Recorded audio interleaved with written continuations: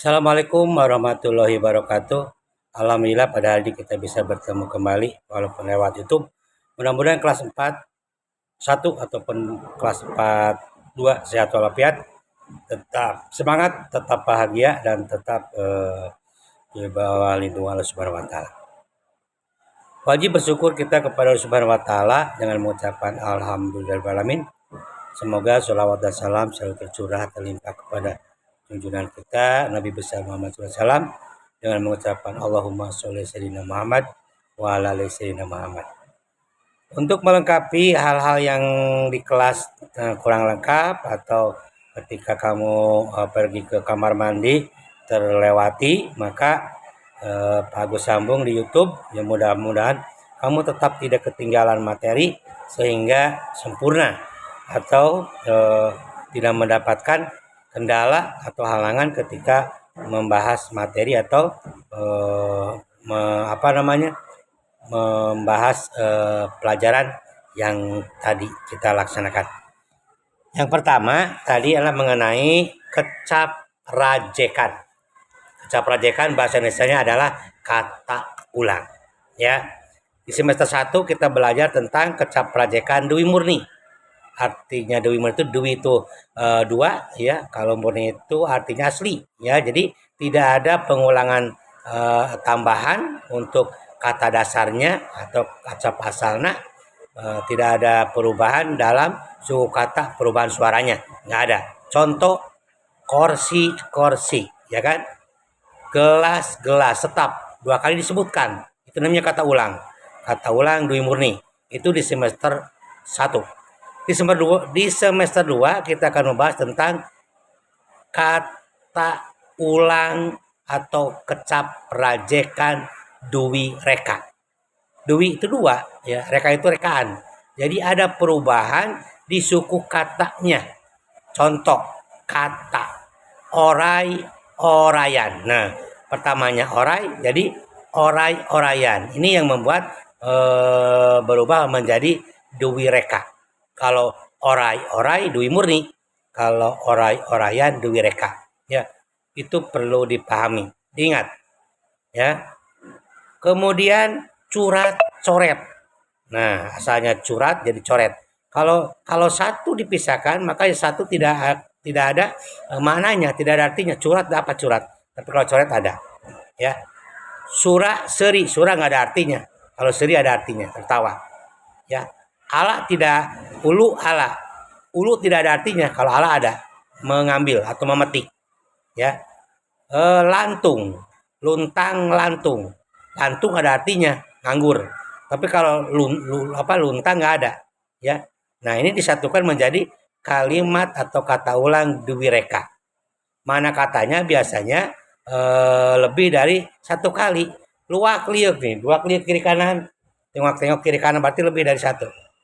Ya, kalau apalagi kalau menyeberang itu kelihatan. Kali 2 kali Bapak berapa kali bisa itu? Karena apa? Maknanya adalah lebih dari 1. Ya. Itu untuk kalimat rajekan dwi reka. Yang kedua bahasanya mengenai kalimat pananya. Kalimat tanya. Kalau kalimat tanya pasti menggunakan kata tanya, pasti sama seperti bahasa Indonesia. Saha, siapa, naon, apa, kunaon, mengapa, sabaraha, berapa, ya kan? Iraha, kapan. Nah, ini adalah kata-kata tanyanya. Jangan lupa setiap kalimat tanya diakhiri atau dibumbuhkan tanda tanya. Yang seperti kedua set. Nah, set gitu kan. Itu tanda tanya tuh. Selalu itu. Mungkin di catatan kamu ketika kamu mencatat kata tanya nggak pakai nggak masalah. Kenapa? Nggak tahu. Nggak kelihatan. Tapi kalau di ulangan harus memakai tanda tanya. Ya. Tuh. Nah, contoh kalimat. Iraha kelas 4 hiji jeung kelas 4 2 studi tur deui kapan? Kelas 41 dan kelas 42 saat ditur lagi? Jawabannya tanggal 16 Maret setelah PTS. Contoh ya. Kemudian sabaraha jumlah siswa kelas 4 jeung 42 lamun digabungkeun. Nah, itu menunjukkan jumlah tuh. Ya, simpan tanda tanyanya. Ya. Itu contoh kalimat pananya. Ya. Ketika kamu disuruh buat beberapa kalimat yang ada kata ini misalnya. Nah, itu jangan bingung. Kalau disuruh membuat kalimat, boleh saja kalimat tanya, kalimat berita, kalimat ajakan, kalimat larangan, ya boleh saja. Ya, tetapi kalau khusus misalnya buat kalimat tanya, berarti kalimat tanya yang dibuat.